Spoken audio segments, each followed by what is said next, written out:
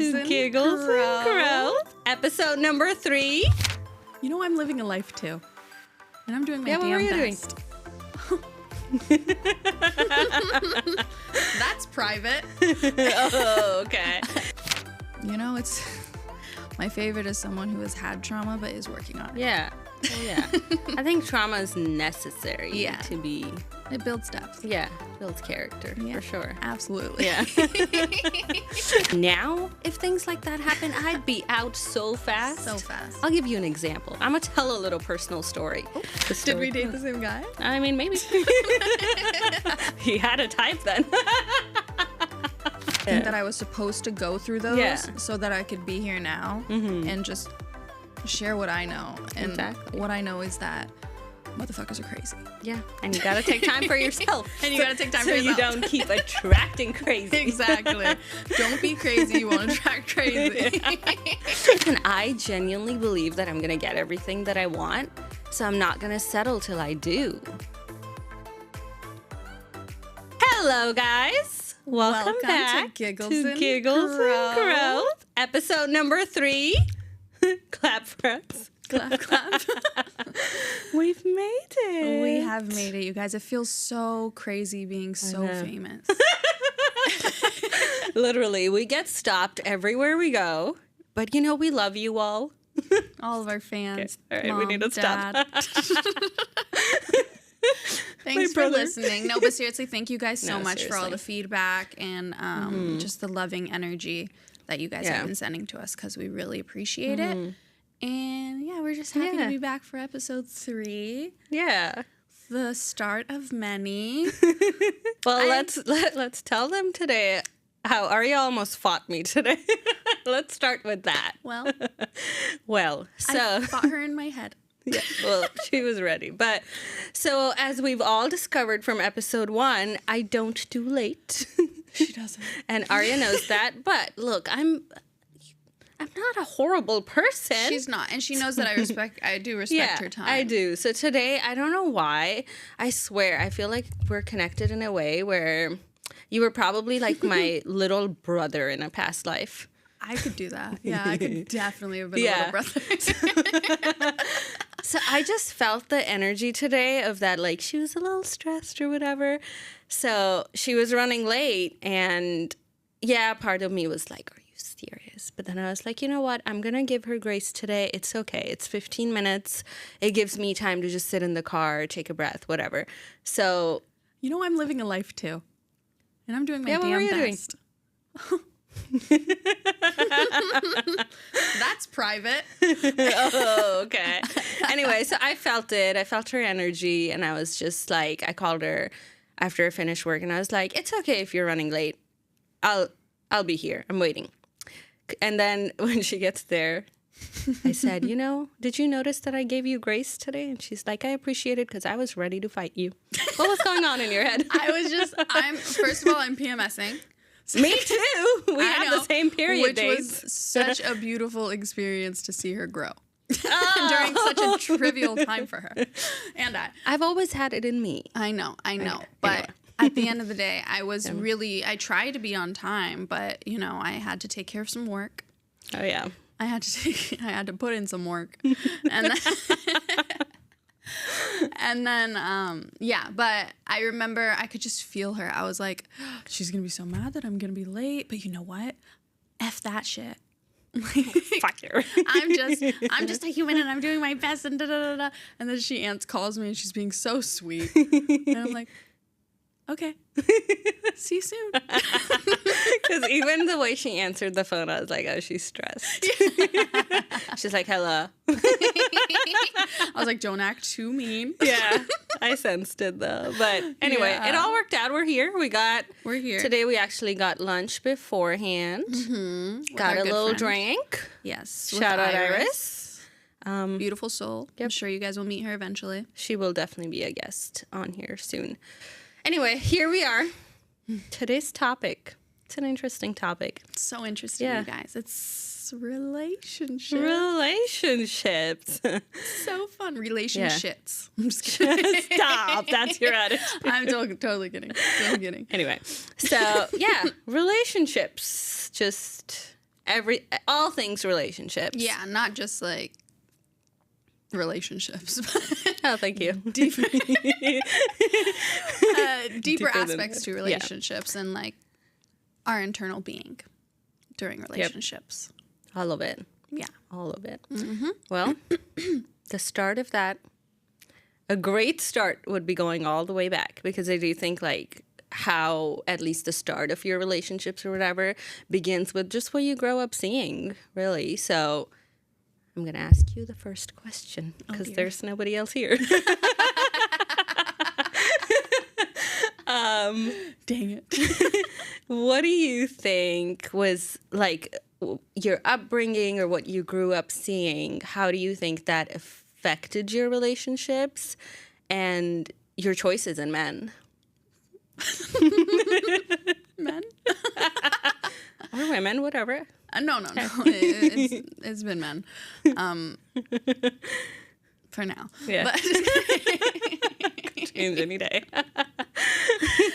But, I think my family was very loving, but at the same time, there wasn't a lot of emotional regulation that took place, and I don't blame them, because at the end of the day, we do come from Afghanistan, so that if you guys know this, it's pretty oppressed for women, and it's not, that... Afghanistan has a lot of beautiful aspects to it, but relationships are not one of them. Yeah. I mean, the men have, as you know, the men have several wives, and, there's abuse, physical, mental, emotional.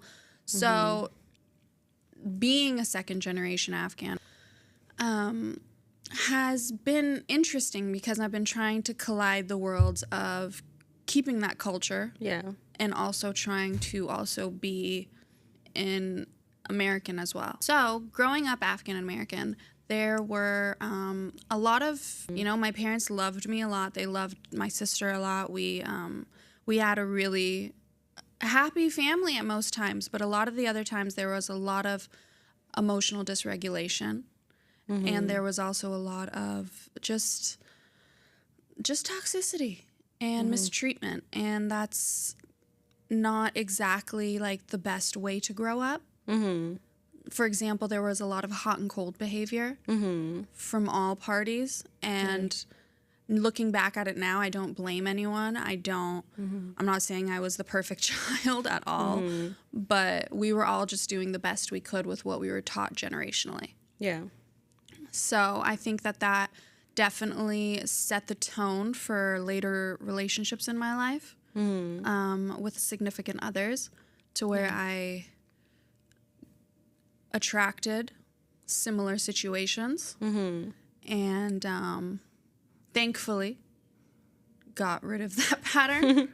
That's good. But yeah. That's important. How about for you? For me, as we've kind of touched on, obviously my dad was not really present in my life. So what I grew up seeing since I was very little, I mean, he wasn't even there when I was born. So that like kind of tells you something. He he showed up 2 days later, whatever, from what I've heard.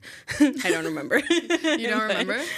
But so I didn't grow up necessarily seeing a household with two parents that love each other or even hate each other or whatever, right? I didn't grow up with both parents together, but of course there were many times where he came in, he'd be there for a couple months, then he'd be gone.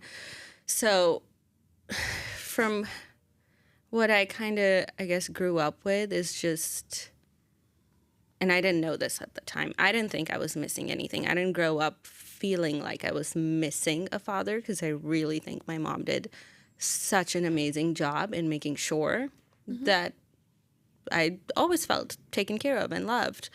But now, being an adult, looking back, I can be like, makes sense why I made certain decisions. Because, I think I just grew up not really trusting men, not really thinking they're very capable of really anything. I mean, some, hopefully. But, so that was I didn't think I could ever trust a man, is how I'd put it, is like what I grew up with and even the choices I made. My mom was always super independent, so I also grew up in that, like, I have to be super independent. Like, I'll get in a relationship, but I'm never going to depend on a man because men are not dependable, is just how I grew up thinking it was.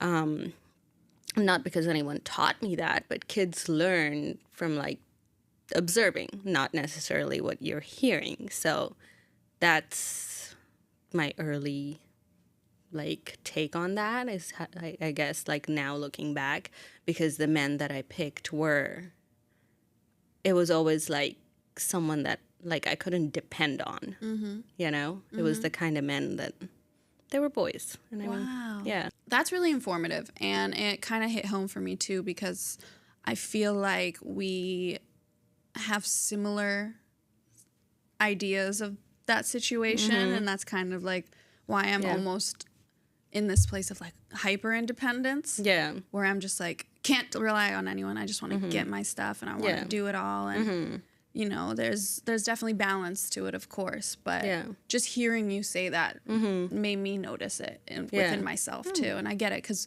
you know, we are friends for some reasons. Papa issues. My next question for you is, did you have any significant relationships in your past that you've learned from? And also, were there any reoccurring patterns? I think kind of what I just said. Definitely a lot of lessons with each relationship, but when it comes to recurring patterns, I did for a long time, honestly, up until very recently, pick people that, like I said, weren't dependable and that I couldn't fully trust. Not that I couldn't, like, trust them at all, but, like, they weren't the kind of men that, like, you know, are going to be the father of my children, that I could trust to be, like, that kind of man. It was a lot of times where, like, and, like, not to, like, bring money into it, but, like, where I was the one, like, the provider or whatever, of where just so it was almost a defense mechanism. Like, I'm paying the bills, I don't need you, kind of thing. But, like, of course, I've overcame that, and it took work to get there, and we'll talk about that. But so I think my recurring patterns was just keep picking men that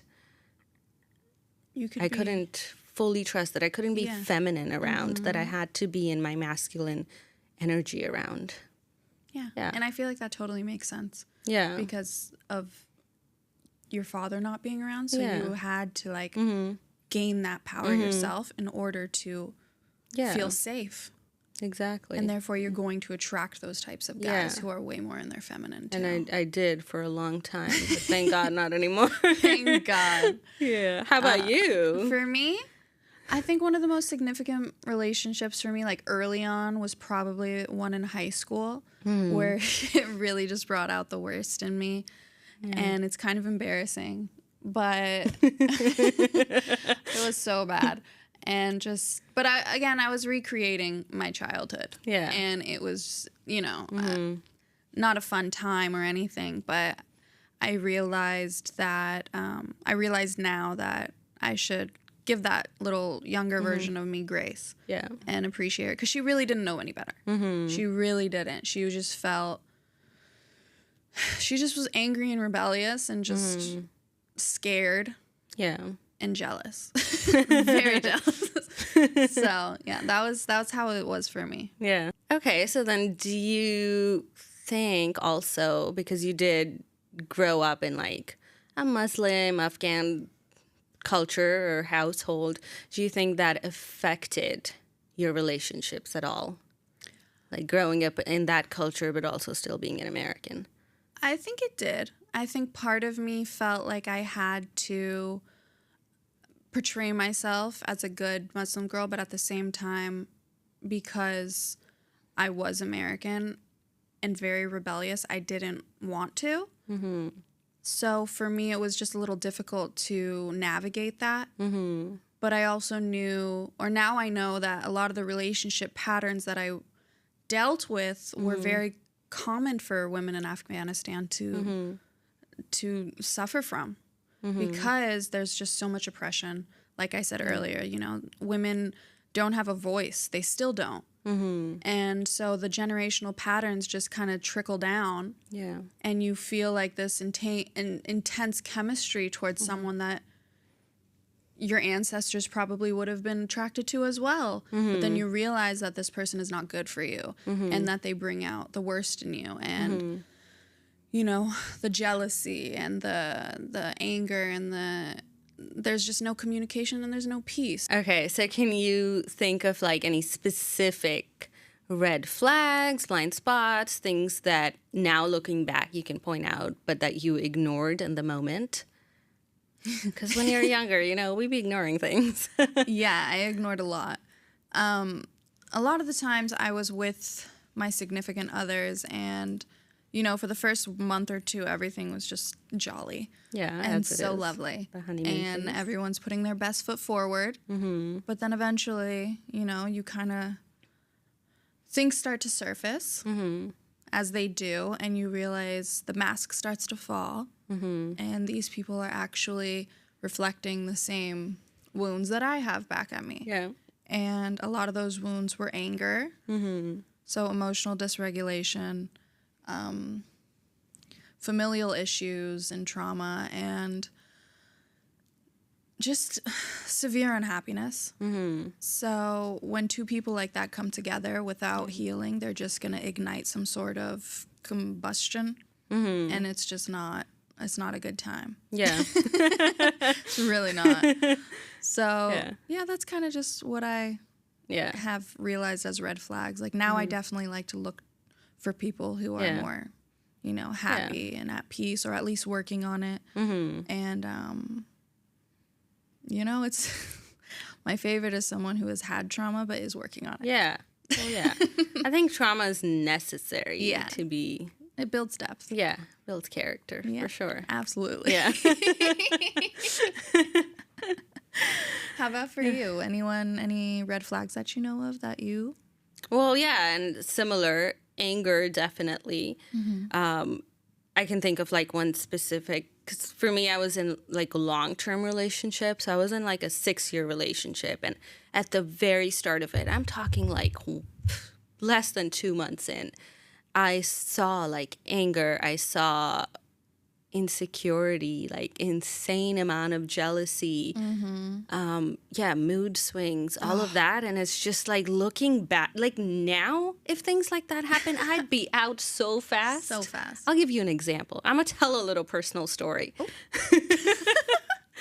Let's make this personal. So this guy, like, we were together for a very long time. Very early on, like a year, not a year, like a month in. Oh. Like a month and a half or whatever. So I'm Pakistani, as we know. He was from the Middle East, and we go to an Indian restaurant. Now, mind you, this guy is like over 6 feet, big guy, like muscles, everything. He had no reason to be insecure. And there's this little 5-foot-something guy. He's from India. We speak the same language. So I like spoke to him in Hindi for like literally a minute. This guy, and we had ordered already. This guy got so mad. He's like, "You're flirting with him in front of me." Like literally all I said to this guy was like where he's from and that like I've been to India before or whatever. Yeah. This guy gets up, leaves, gets in the car, texts me, "You can either stay there and talk to him or you can come get in the car." I hope you stayed. I didn't. Now I would. I'd be like, I'll call myself an Uber, sir, goodbye, and never text me again. But of course, back then, being younger, I didn't know any better. I was like freaking out. We had already ordered. This guy was like, he went back to the kitchen. And by the time he probably came back, we were gone. And yeah, so I didn't know what to do. I ran to the car, and then he was so angry, like was driving around like a I can't. That. I was like holding down to my seat like that. Just like, please calm down. Like, I wasn't flirting with him, all that. And I stayed in that relationship for 6 years after that. So it's just like, now, oh my gosh, if that happened, I'd be like, thank you for showing me. Yeah. Never talk to me again. Don't come again. But yeah, so I definitely ignored a lot of red flags. Yeah.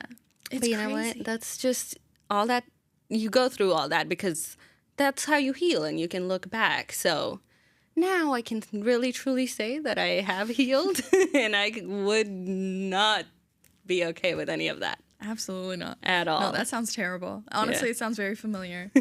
Yeah, I'm sure you've had similar experiences. But yeah, so that's the story. Did we date the same guy? I mean, maybe. He had a type then. So, what have you done to heal after those breakups? And have you had any, like, aha moments that have helped you and... Like, not repeat the pattern and Yeah. stuff? Yeah. I mean, you know, this was the relationship that I just talked about was a little while ago. But I think just after that, just taking time for me. Like, not that specific one. I did take some time after that, but, like, I'm thinking about a different one, which was more in my late 20s, where after, like, that breakup, I had no choice. I just had to take the time for myself because I just wasn't ready to, like, even look at anybody or just anything. Like, I just wasn't ready to date again or get out there. So that was I was pushed into just being by myself because I couldn't be in male energy. And I think that time to myself, like, I would just, and I still do, like, literally this whole weekend, Saturday and Sunday, all I did was hang out with myself. And I had a blast. But as you should. It's so much fun. Yeah, I go to the beach, I run, then I take my little towel out, I sit by the beach and I watch the sunset, and it's healing, and it gives me time with my own thoughts and to process the things that I'm feeling because I'm sitting there in silence instead of, like, distracting myself with things and people. And then just doing other things, like we did a lot of that this summer, like meditation, sound baths, and spending more time with my girlfriends. It, like, shows you that, okay, a man is not all that, like, you need to have in your life. Like, you can have amazing girlfriends that fulfill you so much. So, yeah, I think taking that time with myself allowed me to heal in a way where I don't attract those people anymore. Yeah, like, you now see I it. don't want. Like, I can see so clearly the things that I ignored and that I won't ignore anymore. Yeah. Like, I'm turned off by it. Like, the type of men that I used to date, I'm turned off by them now. Yeah. Like, I look and I'm like, please I don't want come part near of this. me. Please go away. With a 10-foot pole. Yeah. I totally understand Literally. that. I really do. What's your, what has your healing process looked like? Well, I've definitely gone into it before, but my healing process was, well, the first time I actually felt like, this is it. I'm so done with this feeling, and how could it couldn't get worse before it got better. Yeah. So what I did was, this was 25, and that was, like, my last super toxic relationship.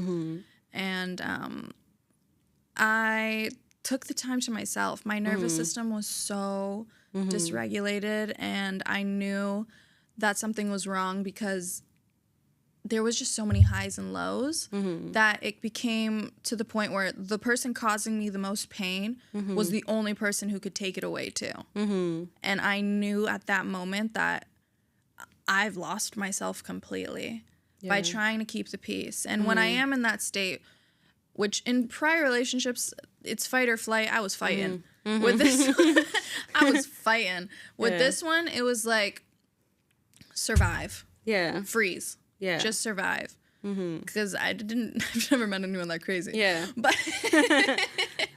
But yeah, you realize that it's just like a never-ending loop. Yeah. And that you can keep doing this dance with someone, but in reality, it's like you don't have to. You really don't have to. But the hardest part was taking that time to myself and fighting, because my brain had become, and my body was so addicted to that person. And just thinking of it now, just, ugh.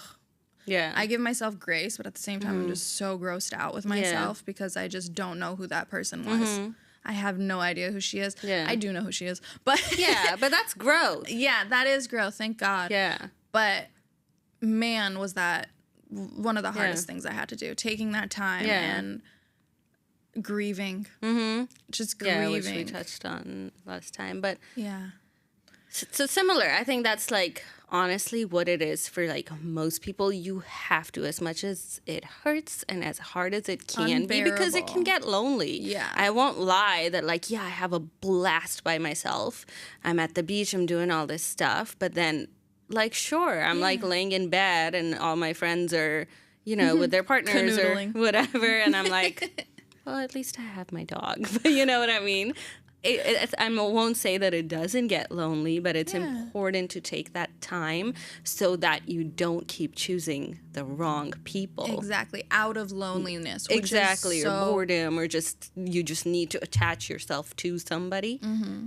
And that's how you keep attracting the same person, is by not taking the time and that's to just be alone, to be okay with being alone.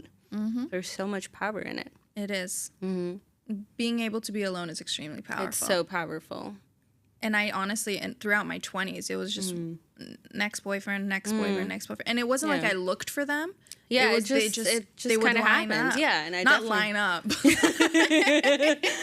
They just aligned that way. Maybe they did line up, but they just aligned that way. And I think that I was supposed to go through those so that I could be here now and just share what I know. And what I know is that motherfuckers are crazy. Yeah, and you gotta take time for yourself. And you gotta take time for yourself. So you don't keep attracting crazy. Exactly. Don't be crazy. You won't attract crazy. Okay, so when it comes to your 20s and things like that, like, what were they like with regarding your dating situation? Well, so like I said, that 6-year relationship was basically my 20s, like from 21 to 27. So like, you stole your youth. I'm just kidding. It's okay. I'm grateful. Like, whatever. Like, I literally wish the person the absolute best in the world. Like, I genuinely say that too, because he wasn't a bad person. He just he was literally like good person but unhealed, and that was honestly I've never attracted like bad people. I can truly say that everyone I've dated, they're good people but unhealed. Like, they just had work to do. Exactly. But they had good hearts. They didn't have bad intentions. I get that. But yeah, so my 20s were like taken by that relationship. And then I get into my late 20s. You're at your prime. You're gorgeous. You're smart. Thank you. You're good at everything. So, yeah. But then now in my late 20s, it's a little different. The culture has changed. I don't know. Honestly, it's a little hard. How so? I really struggle to like people. Oh, I know, because now you feel because I'm healed, so I see through things. Well, healed from the past things. Yeah. Of course, you're always going to be healing, but I think because of that, it is hard because I see through things so fast that I'm like out. So fast. I'm just like, no. Arusha, I would take Arusha to meet someone or anything, and I see the good in people very often. Except men, I can notice that very quickly. Yeah. But with girls, and she'll be like, get her out of here. Yeah. You don't want that. And it turns out true. Yeah. Down the line. It always does. My intuition's really strong. But yeah, so I think it's a little bit difficult now. But you know, what I've also noticed is just the culture of like dating apps and stuff now, which I don't think was maybe not as relevant in my early 20s or wasn't like as talked about amongst my friends and stuff. But this is like just what I hear all the time. With dating apps, it's kind of messed it up because I think everyone just has so many options. So it makes people almost like disposable. Like, oh, you said this wrong, or you took this long to text back, or whatever, like little random things. And it's like on to the next. Which I don't love that culture of like, people are not disposable. That's not how relationships are. You can't run at like... It's a double-edged sword because at one side it's like, okay, a lot of people who do not like go out and put themselves out there and, you know, on the streets. They just stay in the house. Dating apps are really helpful for them. Yeah. But at the same time, the other side is dating apps, like you said, they make people very disposable. And there's so many times that I meet someone that I'm just like fundamentally attracted to, if that makes sense. Yeah. And I'm just, but if I saw them on a dating app, it's not that they're unattractive or anything. It's just Some people don't photograph well. Yeah. Some people you can't sense their charisma and confidence. You can't sense their swag. Like some photos or something. So it's just, I don't know. It's a different culture, but I'm in this thing. You're in this thing. She's really in this thing, you guys. I'm so proud of her. I'm chilling. When the right person's ready, they'll pop in. They'll pop in from somewhere. So when it comes to dating, how have your standards changed over time? Like, what do you want now? And what are a few of your non-negotiables? Definitely changed. Thank God. I honestly think I have really high standards now. And you do. I do. Like, I'll tell my clients stories of like why this one's not right or this one's not right, and they'll just be like, are you trying to be single forever? I'm just like, listen, I genuinely believe that I'm gonna get everything that I want, so I'm not gonna settle till I do. And it is what it is. But as for my non-negotiables, and it's changed over time, like one of the biggest things for me is that the person has to like be spiritual or like absolutely believe in God or like a higher power of that, because I think that it's so important in how a person shows up and who they are. So that's not like something I necessarily cared about before, but if I meet someone and I can see that they haven't like done the work, and by work I mean like healed from the shit that hurt them, I can see it right away, and it's just a non-negotiable. Like, if you haven't done the work, then no. And unfortunately, a lot of people haven't. A lot of men haven't, and it's, a lot have, but a lot haven't. And I can see it, and that's just a non-negotiable. Like, doesn't matter how good looking you are or whatever. It's, if you haven't, one, just healed, and then second, also, like, just being able to, like, hold a conversation. Before, for me, it was so much about, like, oh, but this guy's so good looking. Now it's just like, well, you got to be good looking for sure. Yeah. But like, you still have to stimulate my mind. Like, I want to be able to just talk for hours and like, have great conversations and all of that. So those are my like something I mean, there's a whole list of non-negotiables, but like we don't got all day. So, but that's definitely something like just have someone that has done a fair amount of healing and that it's obvious. Yeah, I love that. Done it. Yeah. How about you? I honestly, I have to agree. It's as you know, I love a God-fearing man. Yeah. Which has really I've recently gotten to experience, and it's really special because they have the values, they have the morals, and they have that connection to God. And you know that when someone is connected to God, they also are working on themselves. Exactly. And obviously very spiritual. Goes hand in hand. Yeah. I would also like someone who is in their masculinity, but also very comfortable with their feminine side as well. Because when you're balanced between both, they are just so powerful. Yeah. And that's not saying I want a man who is like feminine at all. It's no, but like people that know what you're saying, and I know what you're saying. It's like you can't just be like a macho man all day. No, like you have to be able to understand my emotions and like where I'm coming from, have some empathy. But people that don't have that balance of masculine and feminine, they just don't. They're just so like, I gotta watch football right now, and play video games. Don't bring football into this.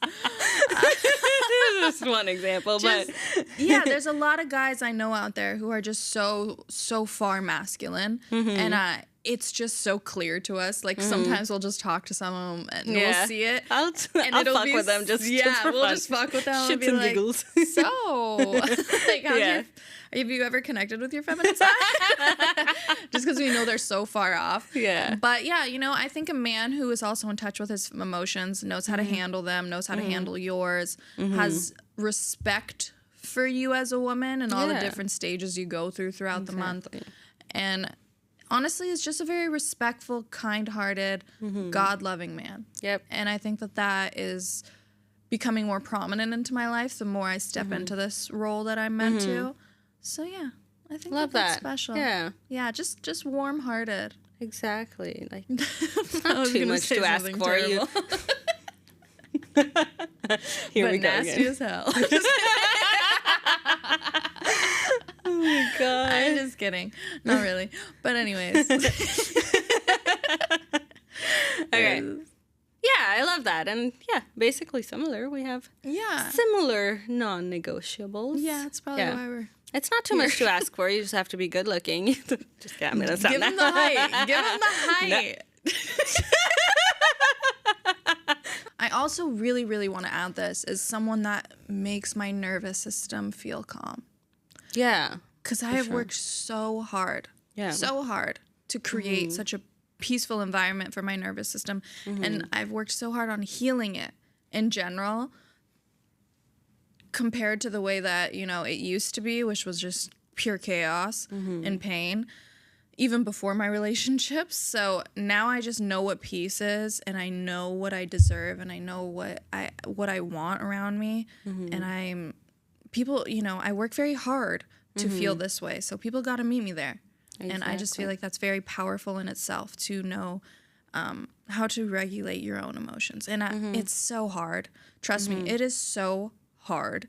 But through practice and doing the inner work, you can become that best version of yourself so that you can get together and, you know, do that marriage thing. That marriage thing. No, I 100% agree with that. Something like, from what I said earlier, is I always picked men that I couldn't depend on and stuff. And now, one of the biggest things I look for, like, right away is, do I feel safe with this person? Like, can I just sit by you, even sit in the car and just feel safe? Exactly. That I'm, like, taken care of, that you're not, like... I don't know, just... When you're angry, you're not going to go super fast on the road. Or, like, no, I don't even want someone that gets angry. Exactly. To the point that, like, it's blatantly obvious. Like, sure, of course, everyone has emotions. You can be a little annoyed or pissed off. But if anger takes over you, nope. Yeah, get out of my face. Yeah, because, I mean, I'll feel angry emotions, but I don't react the way that I used to. So I expect the same from whoever I'm going to be with. And that's, meet me where I'm at. Exactly. Just kidding. That's the masculine energy, the masculine shell. Bitch. Okay, so you said meet me where I'm at. Yeah. So, in regards to that, when it comes to manifesting and divine timing, like what would you say that would mean for you when you're dealing with attracting another person? Yeah. I guess, I do believe in manifesting a lot. So that's, like I said earlier, I really believe that I'm going to get everything that I want. That's on my list and all that. And I have little things that I do to, like, manifest it, you know. I get a little, whatever. It's not crazy. A little witchy. A little bit. But whatever. I'm going to be me on here. I'm not going to, like, hold that back. Yeah, so I have little things. One, of course, believing. I do believe that I'm going to get everything that I want, but also being the woman that I know the kind of man I want deserves. Because, for example, like, I want a man that's not for the streets. No. That's not, like, you know, sleeping with every other girl and hitting on every other girl. Like, I like my men reserved. So that's how I am, too. Like, I'm not going around... I don't even, like, talk to men. Like, I don't give them more than 2 minutes of my time. That's just me, though. But it's, for me, it is what I believe. And, you know, we can have different opinions. But do you? Yeah, I think for me, it's big on just being the person that the kind of man that I want to manifest deserves. And whenever I meet him, I'll know that he was doing the same. And it's a weird thing. You know, huh? I just do know. It's gonna be it. It is, though. And there are men like that. They're not all hoes. No, so, they're not. Just being that. And then I do little things like just giving gratitude before it's actually in your life, which I do for a lot of things that I have already manifested. When I didn't have them, I still, like, every morning when I woke up, and now I do that for this thing too, is just like saying thank you in advance. Thank you for this wonderful man, or just this place that I live at, this car. Like, I've done this in the past and it's worked. So now I do that for that. And it's not that I'm in a rush, but those are my little things that I do to call the right person in. Very special. And he'll come. He's just not answering right now, but just keep calling, girl. He'll answer I've been calling. eventually. But yeah, I do believe that when the time is right, the person that I want will come into my life. Yeah. That is how it works. I feel like the more you work on your frequency, the more you work on yourself, and you become that best version of yourself, you're going to align that partner. Yeah. Once all the lessons are done. Yeah. So, I'm open to it. I am selective. Yeah. But when the time's right, I do believe that it'll come in. Absolutely. Yeah. What are your manifesting techniques, or like, what do you do? For me, with manifesting, like you said, I act as if it's already done. I work super hard on my core beliefs and reprogramming my core beliefs in my mind through meditation and observing the thought processes through meditation so that I can train those neural pathways to create a new belief system. And holy hell, it worked. Yeah. Because I am in a completely different mindset than I used to be. And I feel like that's super powerful for me. Yeah. And I am a huge believer in divine timing. And it's just, the proof is in the pudding in my life. Like, I see it in so clearly that it is so real. Yeah. I see the magic in the world, and I harness it, and I appreciate it. And I know that everything is working out for me and not against me, even if things do go wrong, even if I meet someone and it doesn't work out. It wasn't supposed to. Exactly. Yeah. There's lessons in everything. Exactly. Even if it feels like the right person. If it didn't work out, then it wasn't the right person. Exactly. And that's it. And it really just comes back to how I feel as a human being internally, because my internal world is going to create my reality. Yeah. And what I manifest. We're always manifesting our realities, whether we like it or not. So it really does depend on your internal core beliefs and your mindset and the way you wake up every single day. Like you were saying, you have to have those practices in mind and in place, because it's so powerful. It is. Exactly. It's the only way to really make something of this world with all the magic that we have around us. And I feel like we're taught not to believe in that stuff, and we're shown how hard life is, and it really fucking is at times. Yeah. But keeping that faith and keeping that belief and working on that mindset is extremely useful. Yeah.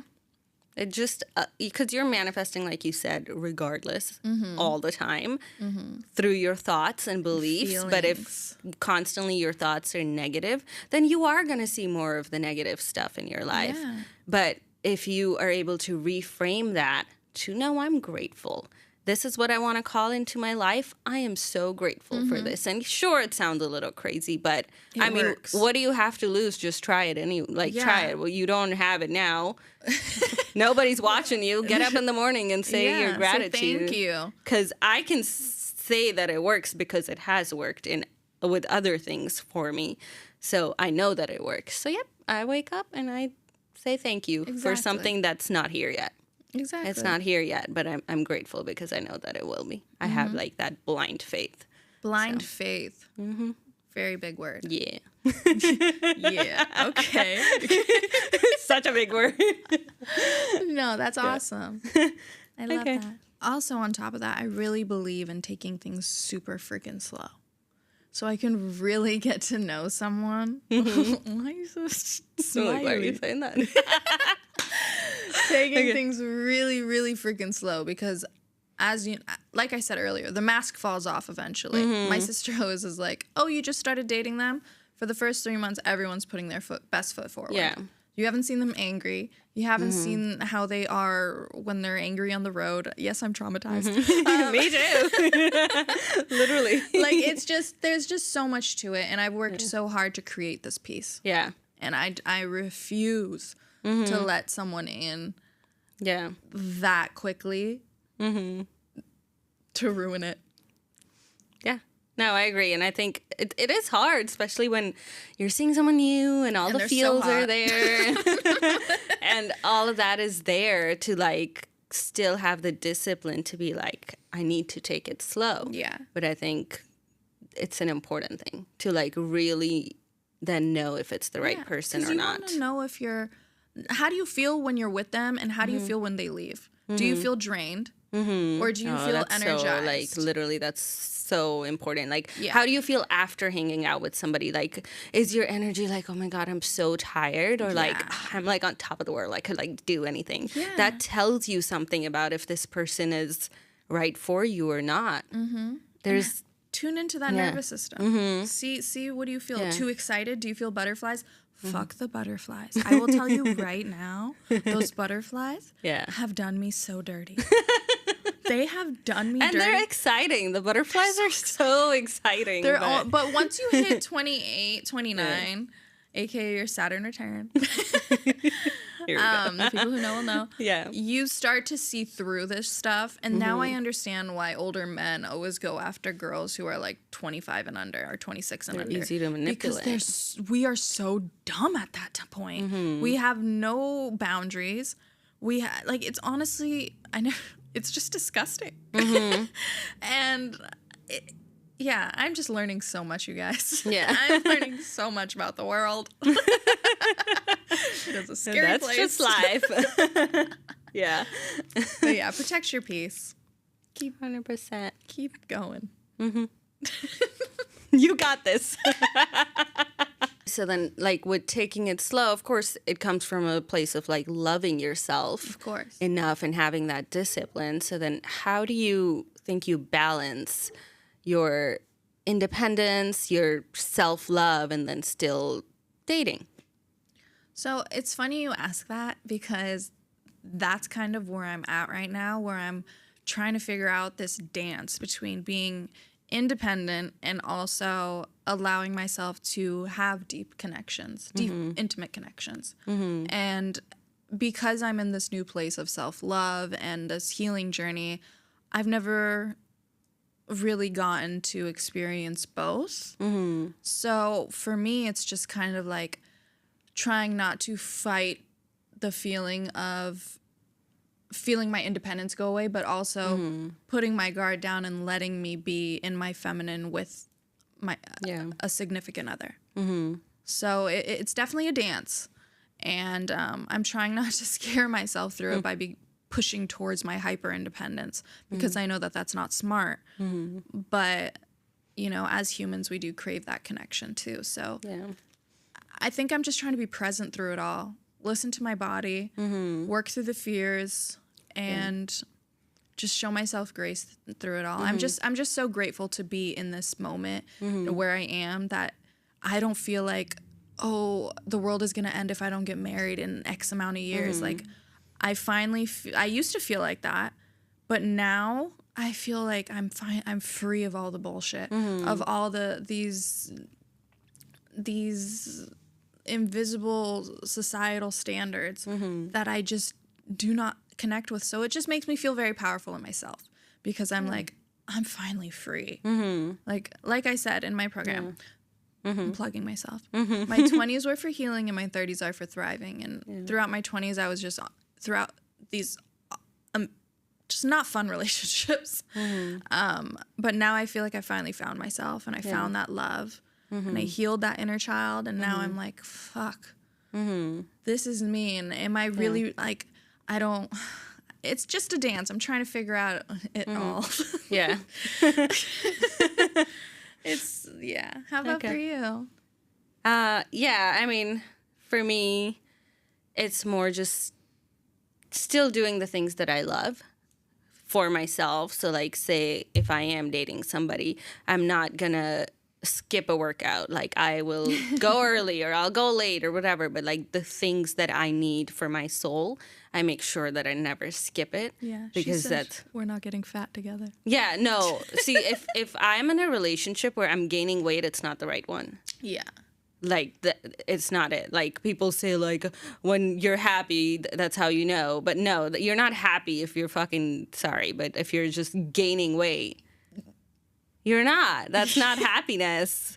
If all you do... I'm just going to shut up now. But I like to lay in the bed. I'm just like...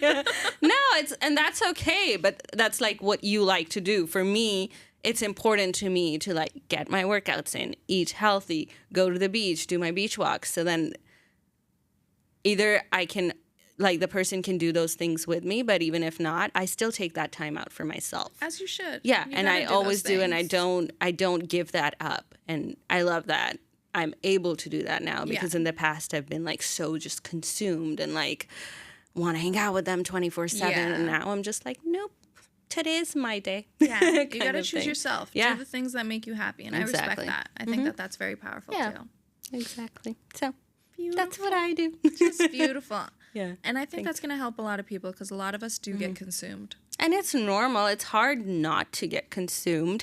But I think it's also still it's important to like still be who you are. Like have your individuality. Is that the word? It's such a hard word to say. But still have that. Like don't lose yourself in somebody. Because then when they're gone, you're going to be lost. Yeah.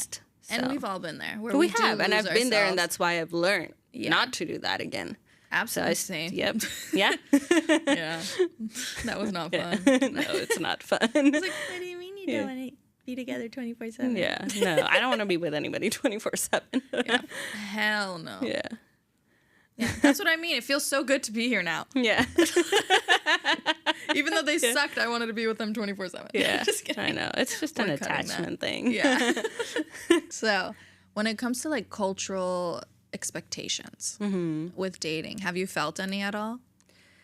I mean, like, in our culture, I'm about to be 30 in a couple days. Yeah, like everybody's married. Most have kids. Our birthdays are 6 days apart. Yeah, we're about to be 30 next week. 30 soon. So yeah, I mean, there's expectations here and there. My mom will throw in, a little like, you're getting older comments. But I did feel maybe a little bit of pressure when I was younger. But now, having gone through everything I've gone through, no. I mean, at the end of the day, I'm going to do what I'm going to do. And I'm going to pick the person that's right for me. Like in our culture, I think there's a very heavy emphasis on like, well, what does the guy do? And of course it's important. Like the man needs to, like, I have my shit together. I'm going to need the man to have his shit together. But it's just a very heavy emphasis on like, as long as he has a good job or whatever. Comes from like, a good family. Yeah, and like, I remember, like, I don't know why this just came to my mind. Like, one of my friends was like gonna be talking to somebody, whatever, and I just remember like someone from our, like an auntie or whatever saying, well, she said there's no chemistry. Like, what is chemistry? Why does it matter? Like, he has a good job and he comes from a good family. And I'm like, so for me, so wild. I'm like, no, it's important. It's 100. You're going to spend the rest of your life with this person.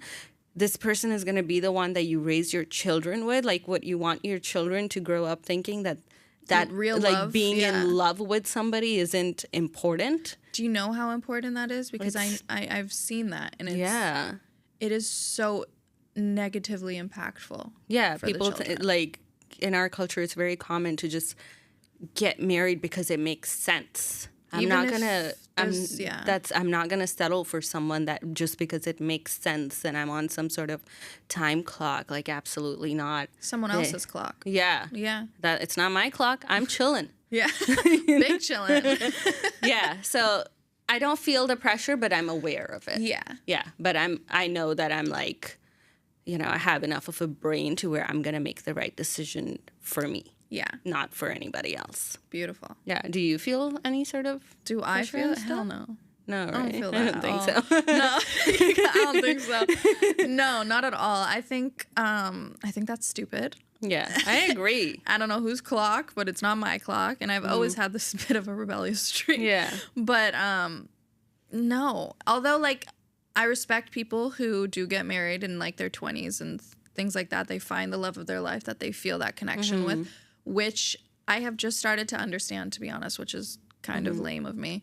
But some people do find that, and I think that that's special. But for me, I can't imagine right now. Yeah.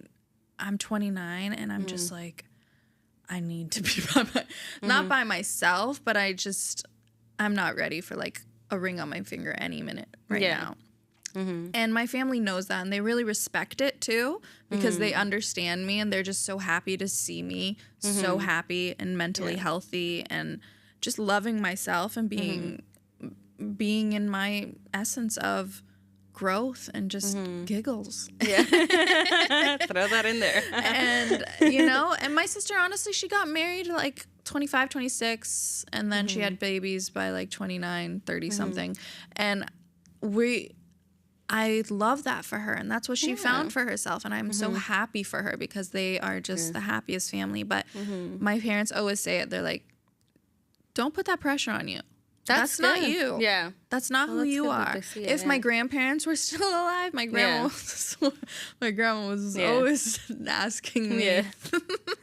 She was like, when are you going to do this? How about this person? How about that person? A lot of them are related. So what? It's just a second cousin. If you know, you know. But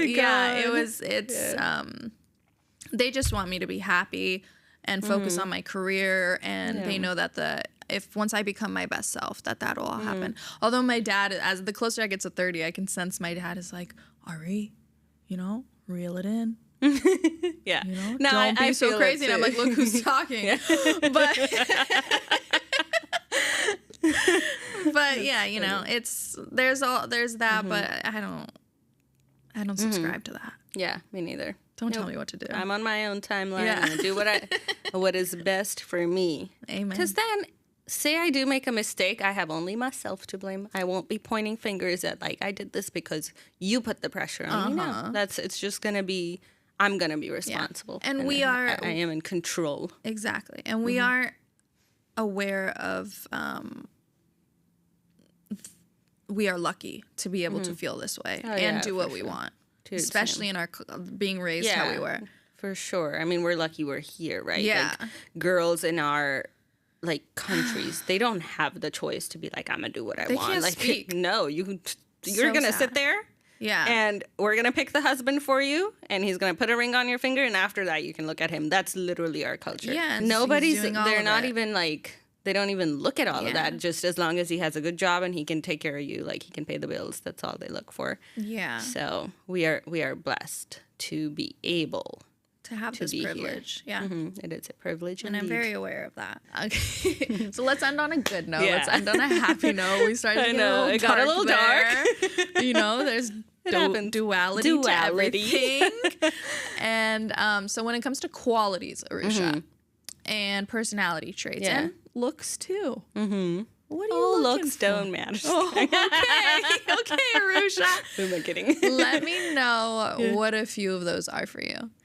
So, I think, well, like I touched on earlier, for sure, spirituality, they have to have that. They have to be like just in touch with that. But I also want somebody this is my manifestation out loud. Yeah, that's kind and like compassionate and like that'll go to Mexico and build some homes with me. Like I did not know where that was going. No, it just came to me. But like I do want that. Like I want to be able to have someone that would happily do that, not just be like, oh, that's cool that you're doing it. I want someone that has the heart to where they're like, that's so amazing. I want to do that with you. So yeah, kind, compassionate. They are going to need to have their shit together. Yeah, she's done with the 50-50. Yeah. We all fuck 50-50. We want masculine men. We want providers. We want good men. Obviously, we have our careers and everything, but like...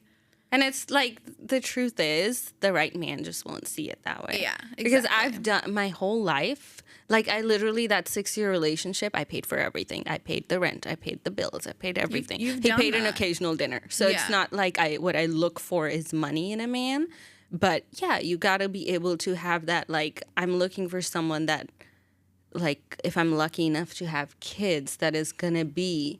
stable and is going to want to provide and isn't going to be like, oh, you just popped a child, well, you got to go back to work now because we got bills to pay. Like, no, that's not what I want. So yeah, those are some beautiful. I think I agree with you. Yeah. Yeah. Those are like the qualities and things, and just have a good heart. Just be a good person. Be funny. You gotta be funny. You got gotta have the ability to be like have banter because I live to roast people. So it's like if you're super sensitive and like can't take a joke, then it wouldn't work. Because I really do take it far sometimes. At least you're aware. I build thick skin in people. She does. She does. Honestly, we're probably best friends because I take nothing personally. Yeah, so it's important. But okay, yeah. But yeah, that's beautiful. I feel like I have similar ones as you. Definitely. Yeah. Obviously, I feel like you touched on everything that's like below the surface, where it's, spiritual, compassionate, open-minded. I love an open mind. I love someone who can stimulate me intellectually. I almost said intensely. That too. But it's there's got to be obviously no insane butterflies, but there's got to be good chemistry, and I think that for sure, the more we heal, we will attract these types of people. I do believe that. Yeah, just a provider, a good man who wants to grow with you and grow through the hurdles that you guys will face. No relationship is perfect, but the important thing is growing together instead of growing apart. So when things go wrong, you guys are teammates. As much as you may want to like kick him in the knee. Yeah. But exactly. But at the end of the day, just being with each other and knowing that you guys are, a team. A unit. Yeah. Exactly. I love that. So, what about looks? What are looks? What do you? Well, yeah, because I don't care about looks. Oh, okay.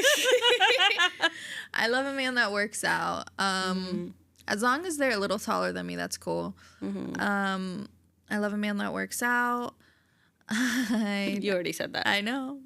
I still tell us more. Give us the tea. I don't know what looks. I have so many. I don't think you have a specific type. Yeah, I don't. It really just depends on their energy and how they hold themselves. Which is so important. Energy is very and their what heart. They project. And that's why I say that's why I say dating apps are just too difficult. And honestly, I don't go on dating apps. I'm in the streets,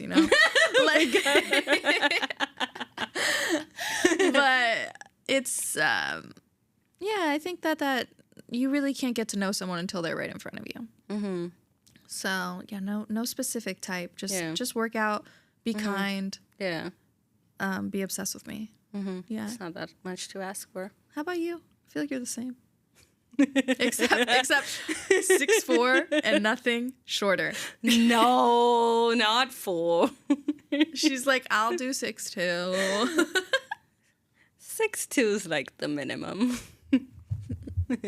Look, I'm wearing heels. I gotta be able to wear these. Sometimes I can be taller than guys in heels. I don't want to be taller than nobody. Tall, nope. I don't. I still want to look up. Even in the tallest heels, I want to look up. Craziest thing is that I never realized until I met you, but I have dated shorter ass guys. I have not shorter than me, but short.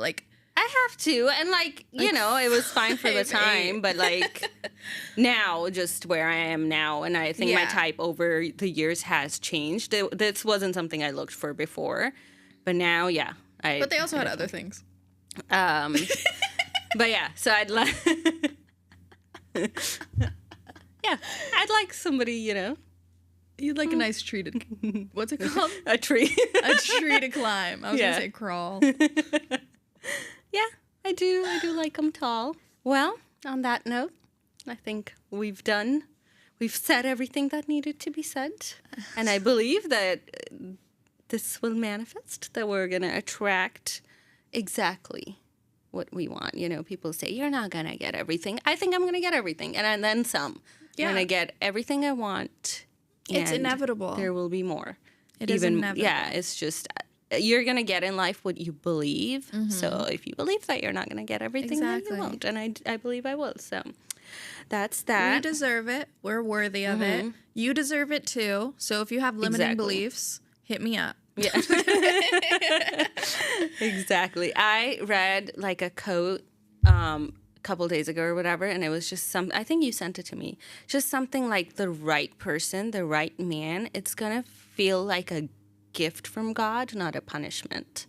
And I think that's just, it's so important. If it's the right person, you're not constantly going to be questioning, like, why is this happening? Like, when is this going to end? You're just going to go to bed being so grateful. Like, how did I get so lucky?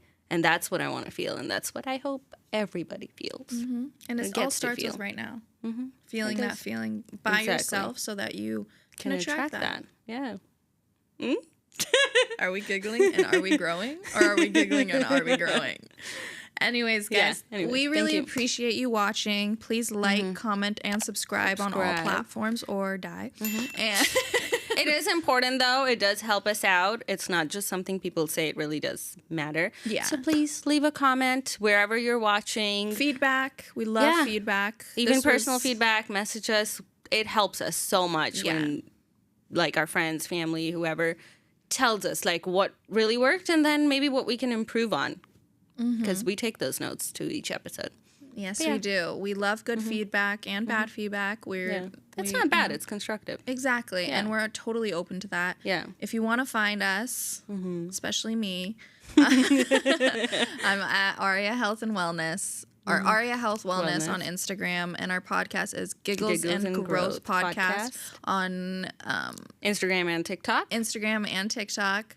And for my program, Healing in Harmony, if you're working on wanting to build a better and higher consciousness and better internal beliefs, core beliefs, creating your reality instead of just letting it create itself through your core beliefs, let me know on my Instagram, Aria Health Wellness.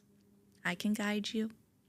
And we can become buddies. But yeah, Arusha, let them know where you're at. I'm just Arusha Fed on Instagram. Follow the podcast page. And until next time, toodles.